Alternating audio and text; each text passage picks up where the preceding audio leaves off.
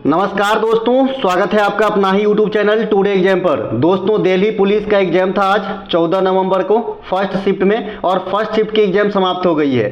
First shift के exam में जो भी 50 जीके जीएस के प्रश्न पूछे उसमें से अधिकांश प्रश्न, करीब 45 प्रश्नों को प्राप्त कर लिया गया है जो ओरिजिनल पूछे गए हैं। तो देख लीजिए कौन कौन से प्रश्न पूछे गए हैं। इसमें से सिर्फ 3 ही ऐसे प्रश्न हैं जो मैं नहीं बताया हूं, बाद बाकी सभी के सभी प्रश्न मैं बताया हूं, और जो 3 नहीं बताया हूं उसका आंसर नहीं लिख रखा हूं। तो चलिए शुरू करते हैं आज का ये वीडियो। देखिए कौन कौन सा प्रश्न पूछे गए थे।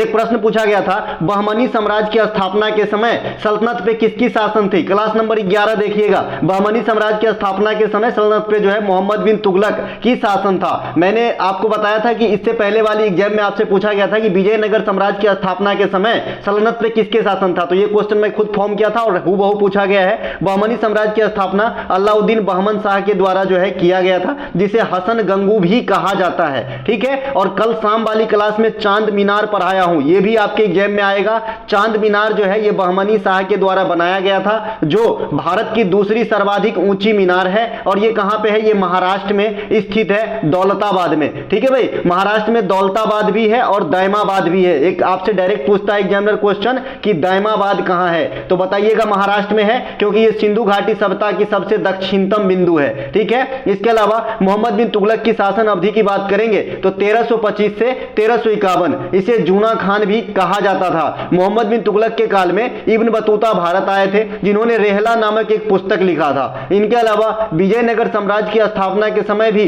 सल्तनत पे मोहम्मद बिन तुगलक का शासन था। विजयनगर साम्राज्य की स्थापना कब होती है, 1336 में होती है, हरिहर एवं बुक्का के द्वारा। ठीक है, 1336 में। और विजयनगर साम्राज्य पे कितने वंशों ने शासन किया था, तो 4 वंशों ने, तुलुब, सुलुब, अरबिदु और संगम। तो ये 4 वंश है। तो एक एक बात ध्यान रखते चलेंगे जिनको एग्जाम देना है मेरे भाई। इनके अलावा G20 का बैठक 2024 में कहां होना है, तो G20 का बैठक 2024 में रियो डी जेनेरो में होगा। कहां पे होगा, रियो डी जेनेरो में होगा। G20 की बैठक 2023 कहां पे हुआ है, दिल्ली में हुआ है। आप सभी जानते हैं एमटीएस का एग्जाम चल रहा था उस समय। 21वें सदस्य के रूप में जो है इसमें अफ्रीकी यूनियन को ऐड किया गया है। इससे बढ़ के अब G20 21 बन जाएंगे। इसके अलावा G20 दुनिया में विकासशील देशों का ग्रुप है, और जो G7 आप देखते हैं ये विकसित देशों का ग्रुप है। ब्रिक्स की बैठक 2023 में कहां पे हुआ है, तो साउथ अफ्रीका में हुआ है। ब्रिक्स की जो न्यू डेवलपमेंट बैंक है उसका मुख्यालय कहां पे है, तो संघाई में है ना। ब्रिक्स के जो न्यू डेवलपमेंट बैंक है जिसका मुख्यालय संघाई में है, इसमें अध्यक्ष कौन बने हैं, तो ब्राजील की जो भूतपूर्व राष्ट्रपति महिला है उसको बनाया गया है। तो ये सब बात आपको थोड़ा बहुत ध्यान रखना होगा। एक भी बात जो है अपने क्लास से बाहर नहीं आया है, बहुत खुशी हुई है ना पहले शिफ्ट के एग्जाम देखकर। इसके अलावा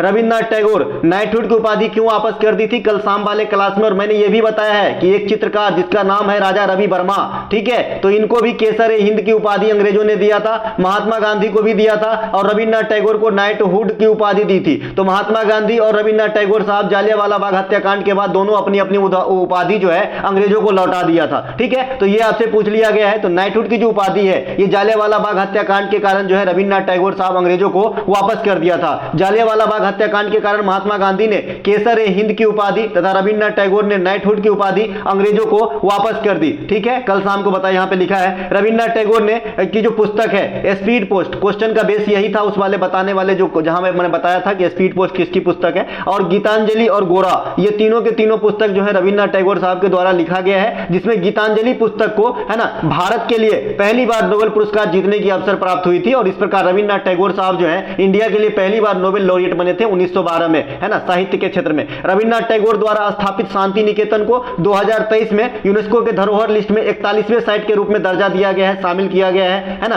और 42वां जो किया गया, सॉरी 41, हाँ सही, 42वां जो किया गया है ये आपका किया गया होयसल के मंदिर। किसे कहा किया गया है, होयसल के मंदिर। ये क्वेश्चन आपसे एक जनरल पूछेगा कि होयसल के जो मंदिर स्मारक है कितने जगह है, तो आप बताइएगा 3 जगह है। ठीक है भाई, बीबीआई करके रखिएगा। इसके अलावा रविन्द्रनाथ टैगोर को गुरुदेव की उपाधि, रविन्द्रनाथ टैगोर को गुरुदेव की उपाधि किसने दिया था, तो महात्मा गांधी ने। और महात्मा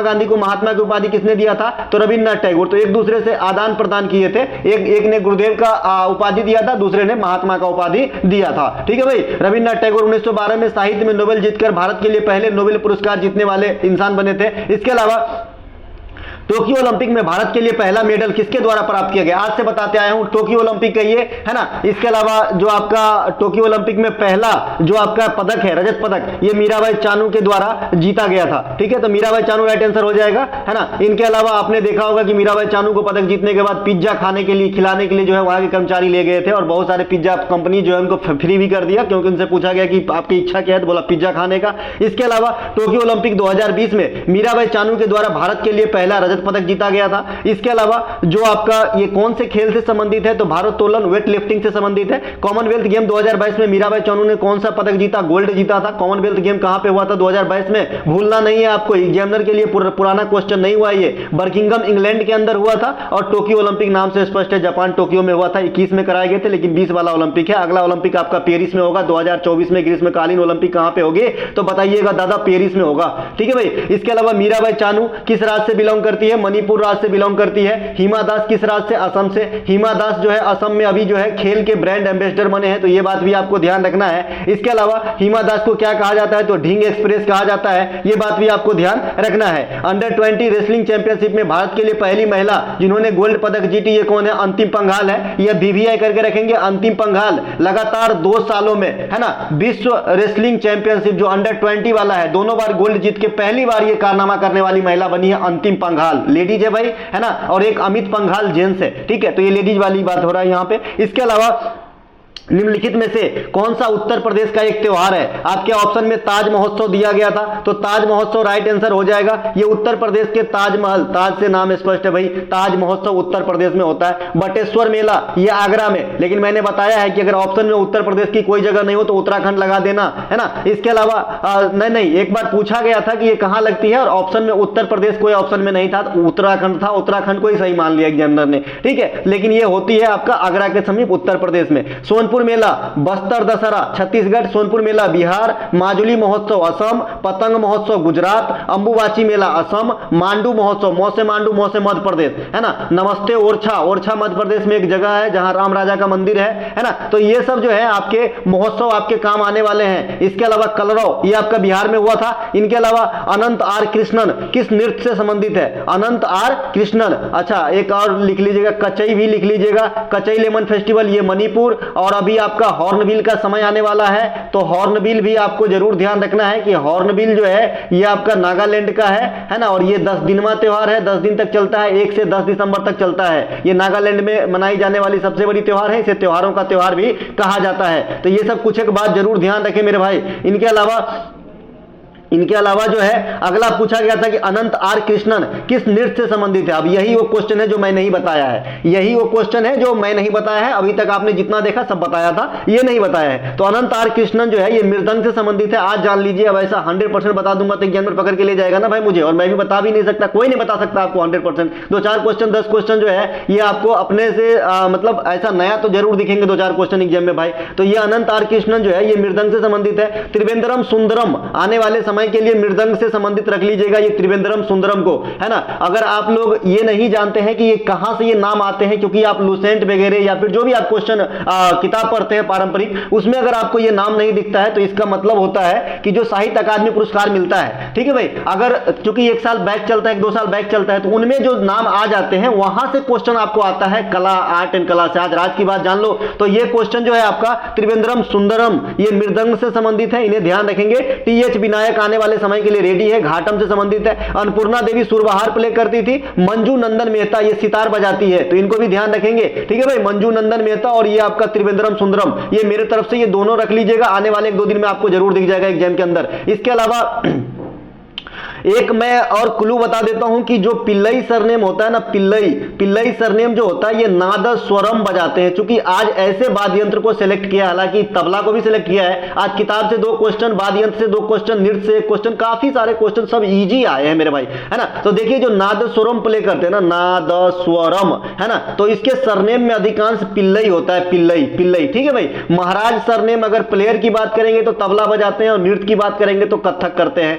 सिंह सरनेम में में नृत्य की बात करेंगे तो सत्रिया नृत्य से अधिकांश होते हैं। रेड्डी सरनेम में अगर नृत्य की बात करेंगे तो कुचिपुड़ी नृत्य से अधिकांश होते हैं। ठीक है, तो ये कुछ आपने गद्दाम पद्मजा रेड्डी, राधा रेड्डी, राजा रेड्डी, ये सब आपने झावेरी बहन देखेंगे तो भी मणिपुरी के तरफ जाएंगे, है ना। तो ये सब कुछ क्लू आपको एग्जाम में काम आ जाता है। अगला है आईबीए महिला बॉक्सिंग चैंपियनशिप 2023। आज से नहीं, सीजीएल की तैयारी करवाता था तब से पढ़ा रहा हूं। ये आपके नई दिल्ली में हुआ है, जहां पे 4 भारत की महिला जो आपकी निखत जरीन है, स्वीटी बुरा है, नीति घनघस और लवलेना बोरगोहन, ये भारत के 4 दिग्गज ने यहां पे 4 गोल्ड जीतकर जो है नाम रोशन किया भारत का, ये बहुत बड़ी बात है। इनके अलावा एशियाई महिला हॉकी चैंपियनशिप 2023, है ना, ये एशियाई महिला वाला मेन वाला जो है आपका हॉकी चैंपियनशिप अभी अभी हुआ है, 10 दिन नहीं हुआ है। ये आपके झारखंड में हुआ था मैच और ये जापान को हरा के भारत विजेता बना है। इसी प्रकार का सिर्फ जूनियर शब्द यहां पे लगा है, आप देख सकते हैं। एशियाई महिला जूनियर हॉकी चैंपियनशिप 2023, ये कोरिया को हराया है और ये मैच जो हुआ है जापान में हुआ है और विजेता भारतीय रहा है। इसी प्रकार से एशियाई पुरुष जूनियर हॉकी चैंपियनशिप 2023,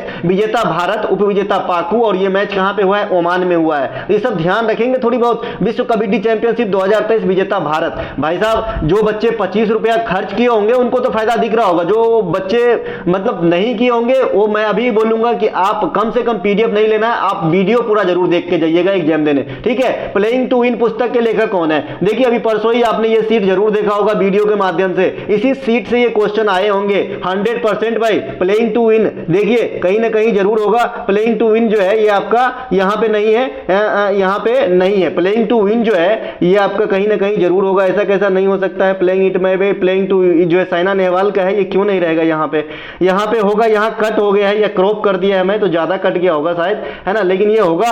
तो ये पुस्तक की जो मैं आपको टॉपिक वाइज बना के दिया हूं, वहीं से आपका जो है सारे के सारे किताब आ जाएंगे। आज खेल को चुना है तो आने वाले समय में जो ये लिस्ट देख रहे हैं इसमें से आ सकता है। जैसे प्लेइंग इट मै बे आएगा सचिन तेंदुलकर का, 281 एंड बियॉन्ड बीवी लक्ष्मण का, एस अगेंस्ट ओट्स आएगा सानिया मिर्जा का, a century's not enough Sourav Ganguly का, ओपन आंद्रे गिगासी का, the test of my life Yuvraj Singh का, द ग्रेटेस्ट मोहम्मद अली का, a shot at history Abhinav Bindra का, the race of my life Milkha Singh का। तो ये जो भी है, नो स्पिन शेन वार्न का, माइंड मास्टर विश्वनाथ आनंद का। तो ये जो किताब है इसे जरूर देख लीजिएगा। ये जो एनालिसिस की पीडीएफ है आपको मुफ्त मिलेगा टेलीग्राम चैनल पे, तो टेलीग्राम ज्वाइन कर सकते हैं, डिस्क्रिप्शन में लिंक दिया गया होगा। 66वां संविधान संशोधन संबंध किससे? शिक्षा से संबंधित है। सब दिन बताते आए हैं 42वां, 44वां, 46वां, 101वां, है ना। ये जो है रीड है आपके संविधान संशोधन में, जब भी क्वेश्चन बनते हैं इनसे ज्यादा बनते हैं। ठीक है, तो 86वां संविधान संशोधन शिक्षा से संबंधित है। मैंने आपको बताया था कि एक ही तीर से 2 निशाना साधे गए थे। 86वां संविधान संशोधन में आपको एक मौलिक कर्तव्य भी बढ़ गया था और एक मौलिक अधिकार में भी जो है एडिशन मतलब ऐड कर दिया गया था। ये क्या क्या हुआ था कि जो मौलिक अधिकार बना, सबसे पहले 86वां संविधान संशोधन 2002 में होता है। इसके तहत मौलिक अधिकार तथा मौलिक कर्तव्य में बढ़ोतरी हुई, जहां पे 6 से 14 वर्ष तक के बच्चों के लिए निःशुल्क शिक्षा ग्रहण करना उनका मौलिक अधिकार है। इस बात की पुष्टि आर्टिकल 21 के ए में किया गया है। वहीं पर 6 से 14 वर्ष तक के बच्चों को निःशुल्क शिक्षा दिलाना उनके पेरेंट्स या फिर जो बच्चे को जो भरपाई कर रहे हैं, चाहे गोद लिया हो चाहे खुद का बच्चा हो, जो पेरेंट्स के तौर पे निभा रहे हैं, है ना, तो उनको जो है मतलब मौलिक कर्तव्य होगा कि उनको शिक्षा की व्यवस्था की जाए, उनके लिए उनको शिक्षा दिलाएं, है ना, अगर 6 से 14 वर्ष के नीचे हैं तो। ठीक है भाई, तो ये जो आर्टिकल है, ये आर्टिकल कहां पे मिलेगा आपको? मौलिक कर्तव्य वाला शिक्षा से संबंधित, तो आर्टिकल 51 के ए के सबसे लास्ट यानी 11 में मिलेगा। मैंने आपको बता रखा है कि शिक्षा से संबंधित कई जगह जिक्र आपको हमारे संविधान में मिल जाता है। ठीक है मेरे भाई, तो ध्यान रखेंगे। इसके अलावा 101वां संविधान संशोधन ये जीएसटी से संबंधित है। जीएसटी से 2017 में जो है आया था आपके इंडिया में जीएसटी, आपके इंडिया ने, हमारे इंडिया मेरे भाई 1 जुलाई को। इसके अलावा ये जो आप 3 संविधान संशोधन देख रहे हैं, 21वां, 71वां, 92वां, इन दोनों को जोड़िए 92 हो जाता है। ये तीनों भाषा के संशोधन से हैं, भाषा को जो ऐड करने से है 8वीं अनुसूची में। आपको पता होगा कि संविधान निर्माण के समय 14 भाषा थे, लेकिन वर्तमान में 22 है। तो ये 22 कैसे आए? 21वां के तहत जो है सिंधी आए, है ना, और आपका जो है 71वां के तहत नमक आए, मतलब नेपाली, मणिपुरी, कोंकणी आए, और 92वां के तहत जो है बोडो, संथाली, मैथिली और डोगरी, ये 4 आए। तो 4 और 4 8 भाषा ऐड हो गए, 14 8 22 हो गए। संविधान संशोधन की जो प्रक्रिया है ये दक्षिण अफ्रीका से लिया गया है। जो आर्टिकल कौन से कवर करते हैं? 368 नाम के आर्टिकल हैं। इसके अलावा निम्नलिखित में से कौन सा नोबेल गैस है? कल शाम को ही पढ़ाया था, लेकिन मैं कल शाम को ये पढ़ाया था कि निम्नलिखित में से कौन सा एक उपधातु नहीं है। मुझे पता है क्वेश्चन की क्वालिटी क्या होती है, कैसे बनते हैं क्वेश्चन। ठीक है, तो निम्नलिखित में से कौन से उपधातु नहीं है, कल पढ़ाया था, वहां पे नोबेल गैस की बात हमने कर लिया था। तो ये नोबेल गैस जो है हाइड्रोजन आप आपके ऑप्शन में था हाइड्रोजन कोई नोबल गैस नहीं होती है। हाइड्रोजन आपके अधातु के कैडर में आ जाते हैं, जो आपके सामने दिख रहा होगा। ये देखिए हाइड्रोजन जो है ये आपके अधातु श्रेणी में आ जाते हैं, गैस है ना। यहाँ पे पहले हाइड्रोजन होता है, आधुनिक आवर्त सारणी के ग्रुप 1 में ही जो है आपको हाइड्रोजन को रखा गया है। इसके अलावा जो आपने आवर्त सारणी को ठीक से अगर आजकल देख लिया तो काफी अच्छे जो है आप सीख सकते हैं, मतलब पीरियोडिक टेबल को बढ़िया से मेटलों को या फिर याद रख सकते हैं। जैसे आपको मैंने कल बताया था कि आधुनिक आवर्त सारणी में जो आपका नोबेल गैस है, नोबेल गैस माने इनर्ट गैस, इनर्ट मतलब अक्रिय गैस, अक्रिय मतलब जिससे कोई क्रिया ना करता हो जनरली, है ना। तो अक्रिय मतलब नकारा, और मैंने आपको याद रखने की बताया था कि जो परिवार में नकारा रहता है उससे सब कटे कटे रहते हैं, कोई ज्यादा बात करना पसंद नहीं करता है ना। तो ये देखिए जो अक्रिय गैस है ये सबसे अंतिम समूह में है, सबसे अंतिम घर अक्रिय गैस के लिए बनाया गया है कि तुम साइड में रहो, तुम किसी से मेल जोल मत रखो, ठीक है। तो ये जो है 18 में आपका अक्रिय गैस है। इसके जस्ट बगल में इसका भाई रहता है हेलोजन ग्रुप, है ना। Halogen group chlorine, fluorine, bromine, iodine, है ना, ये सब जो है आपके हेलोजन ग्रुप में आते हैं। तो ये 17 में है। 16 ग्रुप को क्या कहते हैं, केल्कन कहते हैं। 15 को नाइट्रोजन ग्रुप कहते हैं। 14 को कार्बन ग्रुप कहते हैं, और 12 को जो है आपको बोरॉन ग्रुप भी कहते हैं, ठीक है। इसके अलावा 3 से माफ कीजिएगा 13 को कहते हैं बोरॉन। इसके अलावा 3 से 12 को जो है डी ब्लॉक एलिमेंट्स या आपका संक्रमणीय धातु भी कहा जाता है। 1 और 2 को जो है क्षारीय धातु, या 2 को स्पेशली बात करेंगे तो पृथ्वी एल्कलाइन मेटल यानी पृथ्वी क्षारीय धातु कहा जाता है। तो ये आपके 18 समूह का नामकरण हो गया 1 सेकेंड के अंदर। अगर आपने अच्छे से याद कर लिया, 2 बार अगर रुक के सुन लिए तो आपका काम हो जाएगा जी आने वाले समय में। इसके अलावा जो 118 तत्व है ये कैसे हैं, तो 91 मेटल है, 20 अधातु हैं और 7 उपधातु हैं। इसी प्रकार से आपका जो है 91 मेटल है ना, आप गिन सकते हैं, आप कलर भी देख सकते हैं। 7 जो आपका उपधातु है, ये जो ज्यादा सुगापंथी के कलर है यही आपका उपधातु है, आप यहाँ पे देख सकते हैं, बोरॉन हो जाएगा, है ना, इस प्रकार से। इसके अलावा जो अगला है एनी बेसेंट किससे संबंधित है। अच्छा एक चीज और याद रखिएगा, मेंडेलीव की आवर्त सारणी कब बन के तैयार हुआ था, तो 1869 में, हाल में ही 150वां वर्षगांठ मनाया है। तो ये बात भी आपको ध्यान रखना है, ये भी आपके एग्जाम में आते हैं। इसके अलावा मेंडेलीव की आवर्त सारणी में कितने तत्व थे, तो 73, और कितने आवर्त थे तो 7, और कितने वर्ग थे तो 9। तो ये मेंडेलीव की आवर्त सारणी किस पे आधारित होता था, तो परमाणु भार पे। आधुनिक में जस्ट सबका उल्टा है, आधुनिक आवर्त सारणी में 118 तत्व है ना। इसके अलावा जो 7 गो आवर्त है, 18 गो वर्ग है, और परमाणु क्रमांक पे आधारित है। इसके अलावा एनी बेसेंट किससे संबंधित है, होम रूल लीग 1916। एग्जैक्ट यही ऑप्शन था कि नहीं, इसमें मैं 100% नहीं हूं, हो भी सकता है ये ऑप्शन, नहीं भी हो सकता है, या फिर किसके मत से प्रभावित थे ये भी हो सकता है, ठीक है मेरे भाई। तो बताइएगा क्या था ये क्वेश्चन। होम रूल लीग का संचालन एनी बेसेंट और तिलक के द्वारा 1916 में किया गया था। थियोसॉफिकल सोसाइटी की संचालन एनी बेसेंट ने किया था। एनी बेसेंट द्वारा पहली बार भारतीय राष्ट्रीय कांग्रेस में महिला अध्यक्ष के तौर पर जो है अध्यक्षता संभाले गए थे। 1916 के जो कांग्रेस की अध्यक्षता होती है अंबिका चरण मजूमदार के द्वारा, तो उस अधिवेशन में नरम दल और गरम दल एक हो गए थे एनी बेसेंट और तिलक के प्रयाग से। साथ ही साथ कांग्रेस और मुस्लिम लीग भी एक हो गए थे इसी अधिवेशन में। तो यह एक ऐतिहासिक अधिवेशन है कांग्रेस की 1916 वाला। इसके अध्यक्ष का नाम जरूर याद रखें, अंबिका चरण मजूमदार। अगला है हमारा खेलो इंडिया यूथ गेम 2023 कहां पर हुआ था। आज से बताते आया हूं, खेलो इंडिया में जितने फॉर्मेट है, खेलो इंडिया यूथ गेम है, खेलो इंडिया यूनिवर्सिटी गेम है, खेलो इंडिया विंटर गेम है, खेलो इंडिया युवा गेम है, जो भी गेम है सबके बारे में बताते गए भाई, शुरुआती इवेंट और लेटेस्ट इवेंट, ठीक है मेरे भाई। तो लेटेस्ट भी पूछा तो भी सही, शुरुआती भी पूछा तो भी सही, ठीक है। और ज्यादा हुआ नहीं है, 3-3, 4-4 हुए हैं, तो हम सब याद रख सकते हैं, इतना तो कर ही सकते हैं अगर नौकरी लेना है मेरे भाई, तो है ना। तो खेलो इंडिया यूथ गेम 2023 कहां हुआ था, तो ये आपका मध्य प्रदेश के विभिन्न 8 शहरों में हुए थे। इसी प्रकार से मैंने आपको बताया था कि जो 36वां नेशनल गेम हुआ था, राष्ट्रीय खेल हुआ था, है ना, अभी आपका 2022 में, तो ये गुजरात के 6 शहरों में कराए गए थे। तो इस प्रकार से आप ध्यान रखेंगे। इनके अलावा खेलो इंडिया यूथ गेम का आयोजन 2018 दिल्ली में हुआ था, लेकिन उस समय यह यूथ शब्द नहीं था। इस समय इस यूथ शब्द को हम स्कूल शब्द पढ़ते थे। खेलो इंडिया स्कूल गेम के नाम से हुआ था, लेकिन 2019 में खेलो इंडिया स्कूल में गेम में से स्कूल को हटा के यूथ जोड़ दिया गया, युवा जोड़ दिया गया। तो पहला कहां पे हुआ, दिल्ली में, और लेटेस्ट वाला कहां पे हुआ, एमपी में, है ना। इसके वाला लेटेस्ट वाले में जो विजेता बना है, कौन बना है, महाराष्ट्र बना है, महाराष्ट्र मेरे भाई, महाराष्ट्र बना है, ध्यान रखिएगा। इसके अलावा खेलो इंडिया यूनिवर्सिटी गेम 2023 कहां पे हुआ है, उत्तर प्रदेश में। यहां पे विजेता किसे चुना गया है, पंजाब यूनिवर्सिटी को। कहां पे, पंजाब यूनिवर्सिटी को। कल मैंने आपके क्वेश्चन बताया था कि माका ट्रॉफी किसे दिया गया है, माका ट्रॉफी, है ना। माका मतलब होता है मौलाना अबुल कलाम आजाद ट्रॉफी, है ना। ये भी विश्वविद्यालय को प्रदान किया जाता है। आप लोग मुझे कमेंट करके बताएंगे कि ये माका ट्रॉफी किसे दिया गया है। साथ ही साथ मैंने ये भी बताया था कि वो जिसको दिया गया है वो 23 बार के विजेता, यानी सबसे अधिक बार माका ट्रॉफी के विजेता है, ठीक है। तो यूनिवर्सिटी का नाम कमेंट कीजिएगा किसे मिला है माका ट्रॉफी लेटेस्ट वाला 2022 वाला, ठीक है। इसके अलावा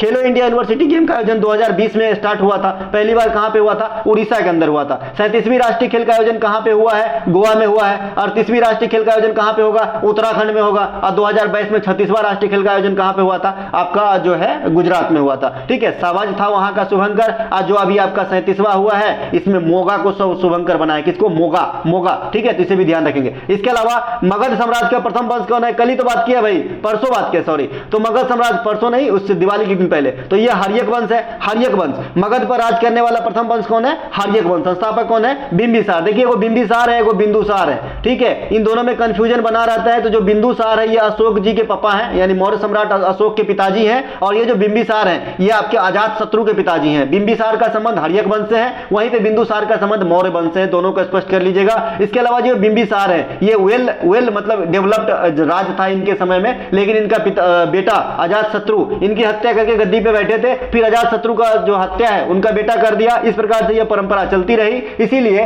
इतिहास में हर्यक वंश को पितृहंता वंश की संज्ञा दी गई है। हर्यक वंश की जो है बता दिया। इसके अलावा गुज्जर प्रतिहार वंश काफी पूछा जाता है। इसके संस्थापक नागभट्ट प्रथम है। कौन है? नागभट्ट प्रथम। चोल वंश के संस्थापक विजयालय हैं। राष्ट्रकूट वंश के दंती दुर्गा है। कुषाण वंश के कुजुल कफडीसेस है ना। इस प्रकार से कुछ वंश है। मौर्य वंश के चंद्रगुप्त मौर्य, गुप्त वंश के श्रीगुप्ता है ना। सातवाहन वंश के सिमुक हैं। ये सब ध्यान थोड़ा बहुत तो रखना होगा मेरे भाई। इसके अलावा संगम वंश काफी पूछा जाता है, तो हरिहर एवं बुक्का पहले वाले स्लाइड में बता दिया था। इसके अलावा सिद्धि धमाल नृत्य किस राज्य से संबंधित है? देखिए, ये गुजरात से संबंधित है। सिद्धि धमाल नृत्य गुजरात से संबंधित है। गुजरात के अन्य नृत्य में गरबा हो जाएगा, डांडिया भी हो जाएगा गुजरात का। इसके अलावा गुजरात में हालिया स्थापित क्या क्या चीज, अब देखिए गुजरात से आपको क्वेश्चन छेड़ रहा है तो आएगा। अब एक बार नृत्य से आया, अब जो है चीजों से आएंगे। तो गुजरात में जो हालिया सीएनजी टर्मिनल भावनगर में है, सेमीकंडक्टर प्लांट धोलेरा में है। करंट सेक्शन की क्वेश्चन दोनों है। सौर ऊर्जा से संचालित प्रथम गांव मोटेरा कहां पे है? मोढेरा कहां पे? गुजरात में है। मोटेरा स्टेडियम या नरेंद्र मोदी स्टेडियम दुनिया की सबसे बड़ी स्टेडियम कहां पे है? गुजरात में है। पालीताना का जैन मंदिर कहां पे है? गुजरात में है।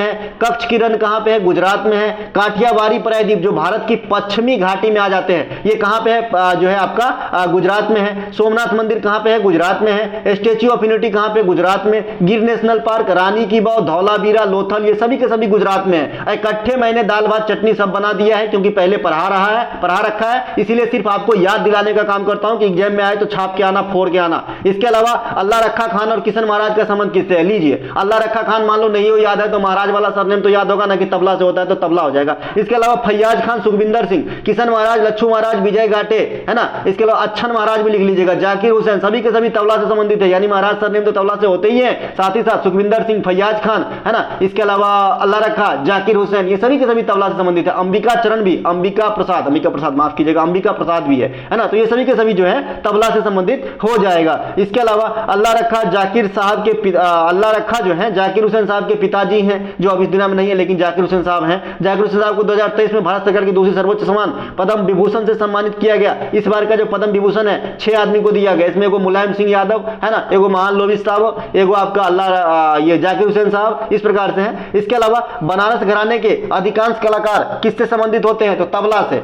लखनऊ घराने के कथक से। ठीक है। इसके अलावा अग्नेय चट्टान का उदाहरण क्या है? आज से बताते हो भाई, बेसाल चट्टान जो है ये अग्नेय चट्टान का उदाहरण है। और भी हो सकते हैं, लेकिन ज्यादातर आज तक जो एग्जाम में गवाही है यही ज्यादा आता है, बेसाल। ठीक है। इसके अलावा ज्वालामुखी क्रिया के फलस्वरूप अग्नेय चट्टान का निर्माण होता है, यानी जब लावा मैग्मा जमती है तो अग्नेय चट्टान का निर्माण होता है। यह अग्नेय चट्टान का क्षरण जब होता है तो काली मिट्टी का निर्माण होती है। और जो काली मिट्टी का निर्माण होती है वो कपास की फसल के लिए अच्छी होती है, जिसे रेगुड़ की मिट्टी या फिर कपासी मिट्टी या फिर ब्लॉक चेनोजम कहा जाता है ना। तो ऐसे ही हमारा भाषा है साधारण वाली, जैसे भाषा मैं पढ़ाता हूं वैसे ही लिखा है भाई, शुद्ध ट्रॉपिकल हिंदी नहीं होता यहाँ पे, एकदम जो है आपका देसी लैंग्वेज होता है, ताकि आपको एक ही बार में दिमाग में घुसे। इसके अलावा भारत में काली मिट्टी का क्षेत्र मध्य प्रदेश, गुजरात, महाराष्ट्र, आंध्र प्रदेश, यूं कहें कि जहां जहां तटीय, जहां यूं तो मध्य प्रदेश में तट नहीं है फिर भी पाया जाता है, लेकिन जहां पे तटीय होगा ना वहां पे मैनग्रोव भी पाया जाएगा। तटीय में मैनग्रोव एकदम फिक्स है कि जहां पे ज्वार भाटा आती है, जो जो समुद्र के किनारे वाला स्टेट है वहां पे मैनग्रोव की जो है बन पाई जाती है। मैनग्रोव के लिए एक चीज और चलाया गया है इस बजट में, मिष्टी योजना। मिष्टी योजना जो है आपका है ये मैनग्रोव की जो जंगल है उसकी बढ़ोतरी के लिए चलाया गया था, इस बजट में लॉन्च किया गया था, तो ये भी ध्यान रखेंगे। इनके अलावा काली मिट्टी में कपास होता है, मैं बता ही दिया। इसके अलावा जो ये आपका तंबाकू भी होता है काली मिट्टी में, ये भी ध्यान रखेंगे, कपास भी होता है, तंबाकू भी होता है। इसके अलावा संगमरमर मेटामॉर्फिक चट्टान का उदाहरण है, कैल्शियम कार्बोनेट CaCO3, इसका सूत्र भी पूछता है डायरेक्ट। इसके अलावा प्यादा किस खेल से संबंधित है? ये तो कई बार आपने पिक्चर में सुन रखा होगा, प्यादा। आपने रेड पिक्चर देखा होगा, रेड है ना, रेड पिक्चर देखा होगा अजय देवगन वाला। तो जब लास्ट में अजय देवगन को घर में बंद कर देते हैं सामान के साथ और जाता नहीं सबको भगा के, तभी बोलता है इधर मत रहो, वजीर उधर है, प्यादा को छोड़ वजीर चाहिए मुझे। ठीक है, तो आपने कई बार सुना होगा, खेलो चाहे नहीं खेलो, कई बार पिक्चर में सुन जाते हैं। तो ये शतरंज से है भैया। इसके अलावा शतरंज के घर में कितने 64 ब्लॉक होते हैं, जो दो कलर में डिवाइड होते हैं, जनरली सफेद और व्हाइट होते हैं। सफेद के घर में जो है सफेद गोटी और ब्लैक के घर में ब्लैक गोटी भी होते हैं उसी कलर के। शतरंज में चेकमेट, गैम्बिट, ये सब शब्द का इस्तेमाल किया जाता है ना। फिडे है ना, फाइड, FIDE, इस प्रकार से है ना, ये जो है शतरंज से जुड़ी हुई है। इसके अलावा विश्व शतरंज चैंपियनशिप 2023 के विजेता कौन है? Magnus Carlsen. अभी मैंने परसों के दिन पढ़ाया था, करंट सेक्शन से क्वेश्चन बनेगा। ठीक है, तो ये मैग्नस कार्लसन है। और उपविजेता कौन है? तो भारत के आर पराग्यनंदा, इन्हें ध्यान रखेंगे है ना। मैग्नस कार्लसन किस देश के हैं? नॉर्वे के, ध्यान रखिएगा। 2022 में अर्जुन पुरस्कार शतरंज के 2 खिलाड़ी को दिया गया, एक आर पराग्यनंदा को और एक भक्ति कुलकर्णी को, दोनों को ध्यान रखेंगे। इसके अलावा भारत में शतरंज के प्रथम ग्रैंड मास्टर विश्वनाथ आनंद, और विश्वनाथ आनंद साहब की जो किताब है ये कौन सा है? मैंड मास्टर है, तो इन्हें भी ध्यान रखिएगा। इसके अलावा भरतनाट्यम किस राज्य से संबंधित है भैया? तमिलनाडु से। भरतनाट्यम तमिलनाडु से। इसके अलावा कुचिपुड़ी केरला से, माफ कीजिएगा आंध्र प्रदेश से। कथकली और मोहिनीअट्टम दोनों केरल से। सतरिया असम से। ओडिसी उड़ीसा से। मणिपुर से। और कथक उत्तर भारत या उत्तर प्रदेश से। तो इस प्रकार से जो है आपके 8 शास्त्रीय नृत्य है। हालांकि 6 को अर्ध शास्त्रीय नृत्य का दर्जा दिया जा चुका है, तो ये जो है अर्ध शास्त्रीय नृत्य है, हाफ क्लासिकल डांस कहते हैं इसके, है ना। तो जो 6 नृत्य है ये 3 स्टेट में किए जाते हैं। जो यहाँ पे गलत हो गया, अर्थ लिखा गया है तो अर्ध लिखना पड़ेगा, मैं करेक्शन कर दूंगा। तो ये 3 स्टेट उड़ीसा, झारखंड और पश्चिम बंगाल में किया जाता है ना। मैंने आपको बताया है कि 6 नृत्य जो है ये मुखौटा संबंधी नृत्य है ना। लेकिन जो उड़ीसा में नृत्य होता है, जो मयूरभंज का छौ है, उसमें आपको मुखौटा का इस्तेमाल नहीं होता है। देखिए, छौ को नाम से जानते हैं सरायकेला, पुरुलिया और आपका मयूरभंज। ठीक है, दोनों बात ध्यान रखेंगे। सरायकेला झारखंड में है, पुरुलिया आपका जो है कलकत्ता में है, और आपका जो ये मयूरभंज है ये आपका ओडिशा में है। तो जगह से नाम से स्पष्ट है। इसके अलावा जनगणना 2011 में सर्वाधिक साक्षर राज्य तथा केंद्र शासित प्रदेश कौन सा है? तो राज्य भी पूछा गया, केंद्र शासित प्रदेश भी पूछा गया। कितनी दफा बताऊं, बताइए ना। तो केरल और लक्षद्वीप है। अगर ओवरऑल आपसे जनगणना 2011 के अनुसार देश में सर्वाधिक लिटरेसी रेट अगर आपसे पूछता है और ऑप्शन में केरल भी है, लक्षद्वीप भी है, तो किसे चुनाव करोगे? तो केरल को ही चुनाव करना मेरे भाई, क्योंकि लक्षद्वीप का 91 पॉइंट समथिंग, जबकि केरल का 94 पॉइंट समथिंग। ठीक है, तो इसमें दोनों में भी केरला सबसे बड़ा होगा। ठीक है मेरे भाई, समझिए स्पष्ट अंतर विभेद। इसके अलावा अगर आपसे जनसंख्या घनत्व पूछता है तो राज्य में बिहार है और केंद्र शासित प्रदेश में पदुचेरी है ना, पदुचेरी। ठीक है, तो इस प्रकार से ध्यान रखेंगे। इसके अलावा आपके सामने साक्षरता लिटरेसी रेट का न्यूनतम और सबसे लोअर वाला जो है 5 को ग्राफिकल मोड में दर्शाया गया है। जो भी टॉपिक वाइज वीडियो है सब दिन चिल्ला के कहता हूं मेरे भाई, हाथ जोड़ के रिक्वेस्ट करता हूं कि देख लीजिएगा, क्योंकि वहां से 5-10 क्वेश्चन तो आपको यूं ही बन जाएंगे। तो जो जनगणना है, जो नृत्य है, जो वाद्य यंत्र है ना, इसके अलावा जो पीरियोडिक टेबल है, यहां से बताइए तो क्वेश्चन आया है कि नहीं आया है? तो ये सारे के सारे वीडियो पहले ही आपको प्रोवाइड करा दिया हूं कि नहीं। ट्रेंडिंग टॉपिक बैच करके जो है प्लेलिस्ट का नाम है, ट्रेंडिंग टॉपिक वाइज प्लेलिस्ट, इस प्रकार से नाम है। इसे जरूर देख ले मेरे भाई, अपनी अपनी जो है 10-20 नंबर फिक्स करें। इसके अलावा ये जो साक्षरता दर है टोटल, ये आपके केरल का है 94 और बिहार का सबसे न्यूनतम है। इसके अलावा हिंदू कैलेंडर के अनुसार शिवरात्रि किस महीने में मनाया जाता है? अब आप बताइए शिवरात्रि किस महीने में मनाया जाता है? सोचा तो मैं यहां तक था, लेकिन एग्जैक्ट क्वेश्चन नहीं बताया। परसों के क्लास में मैंने दीपावली किस महीने में मनाया जाता है हिंदू कैलेंडर में ये बताया, दुर्गा पूजा बताया, मकर संक्रांति वगैरह बताया, लेकिन ये नहीं बताया। ठीक है, लेकिन चलो कोई नहीं, लगभग पहुंच गया था, है ना। तो ये जो आपका हिंदू कैलेंडर के अनुसार दुर्गा जो आपका हिंदू शिवरात्रि होता है, ये आपका फागुन महीने के में मनाया जाता है। फागुन महीने में मनाया जाता है शिवरात्रि, महाशिवरात्रि। इसके अलावा मुद्रा योजना किससे संबंधित है? आज से पुराना क्वेश्चन है, CGL वाला जो तैयारी करके एग्जाम पास किए हैं बच्चे, उनसे पूछिए। मुद्रा योजना 2015 में, मुद्रा योजना में कितने प्रकार की लोन? तो 3 प्रकार की। कौन कौन सी? शिशु वाला, युवा वाला, तरुण वाला। सबसे कम लोन कितना का मिलता है तो 50,000 रुपए का, और सबसे अधिक लोन कितना का रुपया का मिलता है तो 10 लाख रुपए का। ठीक है मेरे भाई। इसके अलावा एक प्रधानमंत्री स्वनिधि योजना भी आया था, एक आपका जो है अभी प्रधानमंत्री विश्वकर्मा योजना आया, वो भी लोन देता है कारीगरों को 2 लाख रुपए की कम ब्याज दर पे। इसके अलावा जो अभी आपका किसान सम्मान निधि योजना है, ये आर्थिक प्रोटेक्शन देता है, 6,000 रुपए की मदद करते हैं किसान को। इसके अलावा प्रधानमंत्री जो अभी रिस्क कवर वाला योजना है प्रधानमंत्री का, 2 को चलता है ना। तो ये सब जो है थोड़ा बहुत आर्थिक मदद करने वाली योजना है, सभी को आपको देख लेना है। जनधन योजना तो सभी जानते हैं बैंक खाता से है, लेकिन उसमें कुछ दिया नहीं जाता है। ठीक है। इसके अलावा अगला प्रश्न है हमारा, उपाधियों का अंत किस अनुच्छेद में वर्णित है? ये क्वेश्चन आपसे पूछा है। मौलिक अधिकार मौलिक कर्तव्य हमेशा कॉमन रहेगा जब तक ये सृष्टि रहेगा। ठीक है। तो ये 18वें अनुच्छेद में है। 19 में प्रेस की स्वतंत्रता है, 14 से 18 समानता है, 14 में समता का अधिकार, 15 में जाति धर्म लिंग आदि के आधार पर भेदभाव निषेध, 16 में अवसरों की समानता, 17 में छुआछूत का अंत, 18 में उपाधियों का अंत।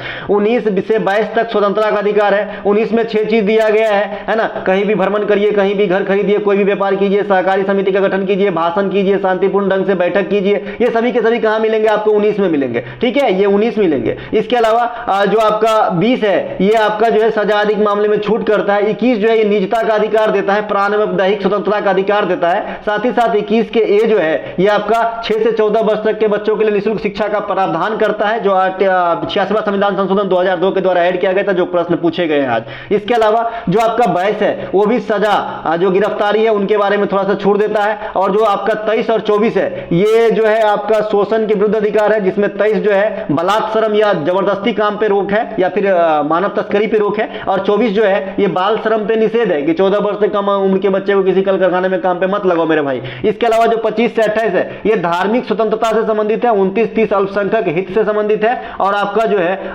31 निरसित है। 31 लिखा होगा कि अब लागू नहीं होता, देखिए 31 अब लागू नहीं होता। 32 संवैधानिक उपचारों के अधिकार है, जिसके तहत सुप्रीम कोर्ट रिट जारी करते हैं। साथ ही साथ आम नागरिक के मौलिक अधिकारों के हनन होने पर सुप्रीम कोर्ट तक जाने का एकमात्र उपाय आर्टिकल 32 है। साथ ही साथ भीमराव अंबेडकर साहब ने इसे संवैधानिक आत्मा माना है। भैया ये हमारी लैंग्वेज है, टूटी फूटी देहाती भाषा। इसके अलावा रॉलेट एक्ट कब पारित किया गया? तो ये 1919 में। देखिए उस दिन मैच वाला क्वेश्चन मैंने बताया था, एक रॉलेट एक्ट था, एक बंगाल विभाजन था, एक मुस्लिम लीग ने सीधी कार्यवाही दिवस कब मनाया था, एक जालियांवाला का बाग था। मैंने बताया था कि जनरल आपको है ना ईस्वी सेम देगा लेकिन कंफ्यूज कर देगा। ठीक है। तो ये देखिए रॉलेट एक्ट जो है ये आपका 1919 में हुआ है ना। रॉलेट एक्ट के विरोध में जो बैठक हुआ, रॉलेट एक्ट के कारण, यानी आप तो जानते हैं इसकी कहानी मैं बता चुका हूं कि रॉलेट एक्ट क्या था कि बिना अपील बिना दलील का कानून था। इसके तहत किसी को भी शक के दायरे में लेकर गिरफ्तार किया जा सकता था। इसी में भारत के कुछ चुनिंदा नेता जैसे सैफुद्दीन किचलू वगैरह को गिरफ्तार कर लिया गया। अब इस पे क्या आगे की प्रक्रिया किया जाए, इसी में हमारे नेतागण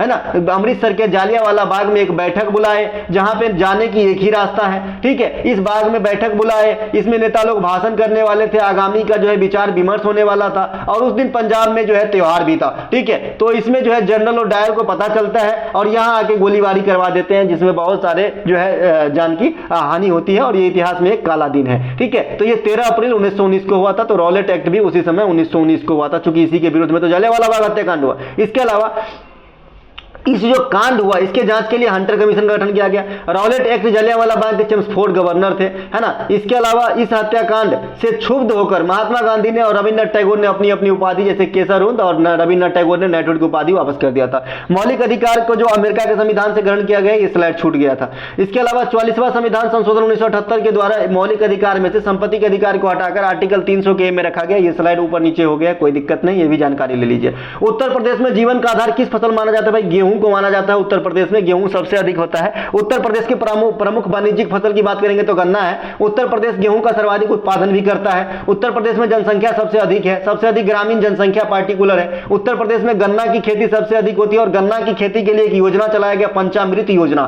तो इसे भी ध्यान रखेंगे। इसके अलावा 1991 में आर्थिक नीति में क्या क्या बदलाव किए गए, अभी 2-3 दिन पहले ही बताया था, उदारीकरण, वैश्वीकरण, निजीकरण, और मैंने ये भी बताया था, है ना, क्वेश्चन एग्जैक्ट यही डाला था कि कितने पहलू पहलू थे, तो 3 पहलू यही थे, उदारीकरण, वैश्वीकरण, निजीकरण। साथ ही साथ मैंने ये भी बताया था कि अगर आपसे कोई पूछे कि उदारीकरण का दौर या फिर वैश्वीकरण, निजीकरण का दौर भारत में सबसे पहले किसके समय स्टार्ट हुआ, तो आप बताएंगे कि राजीव गांधी के समय ही यह सिलसिला 1985 में ही स्टार्ट हो गया था, लेकिन इस पर विशेष जोर फोकस नहीं किया गया। बाद में 1991 में नरसिम्हा राव के सरकार में जब देश में भुगतान संतुलन की स्थिति काफी व्यापक रूप से जो है मंडरा रहा था, तभी ये जो है पूरे फॉर्म में आया आपका 1991 नई आर्थिक नीति। ठीक है, मनमोहन सिंह साहब जो है इनमें काफी अहम योगदान निभाए थे। इनके अलावा रेहला किस भाषा में लिखी गई थी, अरबी भाषा में। ये क्वेश्चन मैंने आपको नहीं बताया था, एक ये हो गया और एक आपने इससे पहले देखा था कि शिवरात्रि कब होता है, ये नहीं बताया था। 2 क्वेश्चन हुआ, बाद बाकी सारे बताए मेरे भाई, सारे के सारे। ठीक है, इब्न बतूता द्वारा लिखा गया पुस्तक इब्न बतूता, ये अरबी भाषा में लिखा है। इसके अलावा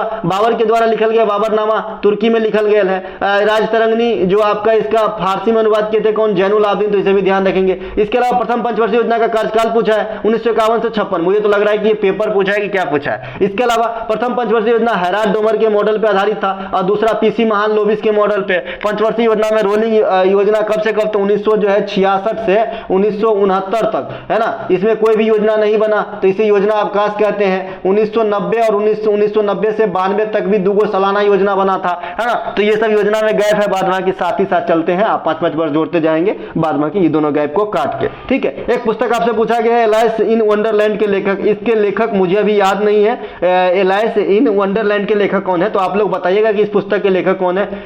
मेरे ख्याल से कोई मुझे अभी याद नहीं आ रहा है, एलाइस इन वंडरलैंड कोई लुइस करके कोई है इसके लेखक, लेकिन मैं 100% एग्जैक्ट नहीं हूं कि यही आंसर होगा, तो आप लोग बताइएगा कि इसके आंसर क्या है। मिलेंगे अगले वीडियो में। जय हिंद दोस्तों, अच्छा लगे तो अपने दोस्तों में शेयर जरूर कीजिएगा एक बढ़िया एनालिसिस के लिए, और ताकि अगर आप आने वाले समय में एग्जाम देने वाले हो तो आपको जो अधिक से अधिक फायदा हो सके, क्योंकि आप जानते हैं मैं एक्स्ट्रा फैक्ट के साथ पढ़ाऊंगा, चाहे वीडियो बड़ी लेंदी हो जाए। साथ ही साथ अगर आपको दिल्ली पुलिस की पीडीएफ चाहिए या फिर क्लास चाहिए, पीडीएफ नहीं भी चाहिए, खाली क्लास चाहिए जहां से सब क्वेश्चन आ रहे हैं, तो एक हमारे 57 सीरीज है, इसको दिन रात लग के देख लीजिए। एक हमारा 21 सीरीज है ना, जो दिल्ली पुलिस और एसएससी जीडी के नाम से है, इसको भी देख लीजिए। ये और टॉपिक वाइज देख लीजिए। 3 सीरीज आपने देख लिया तो हमारे ख्याल से आजकल के इंडिया में जो भी एग्जाम हो रहे हैं जहां पे जीके जीएस आ रहे हैं, उसमें अगर 80% क्वेश्चन आप बना के नहीं आए तो मैं अपना नाम बदल दूंगा मेरे भाई। चलिए मिलेंगे अगले वीडियो में। जय हिंद।